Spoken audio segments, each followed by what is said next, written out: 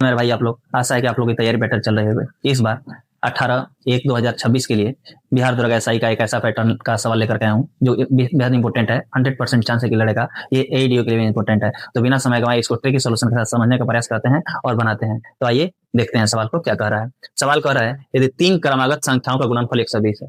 क्रमागत संख्याएं कैसे निकलती हैं सबसे पहले ये जान लेते हैं। तो क्रमागत संख्या में कोई संख्या मान लेता हूँ 5। अगर हमको क्रमागत जस्ट बाद निकालना है तो हमको 1 ऐड करना पड़ेगा। 1 ऐड करना पड़ेगा तभी तो इसके बाद का 6 आएगा।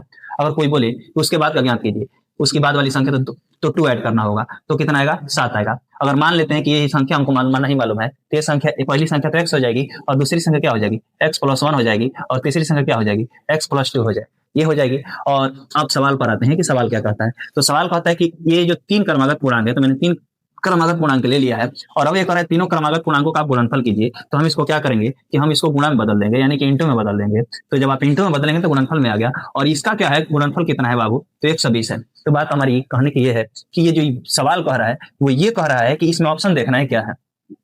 कुछ लेंदी मेथड होता है, कुछ ट्रिकी मेथड होता है। तो ट्रिकी मेथड से बनाएंगे, ऑप्शन से अगर यदि बनाते हैं तो बहुत ही लाजवाब तरीके से कम समय में बनेगा। तो देखते हैं कि इसका ऑप्शन सबसे छोटा वाला कौन सा है। तो इसमें छोटा वाला 12 है, 13 है, 16 है, 15 है। ऑप्शन से बनाएंगे यानी कि कुल मिला जुला करके इसका जो योग है वो सबसे बड़ी संख्या 16 से नहीं कम है।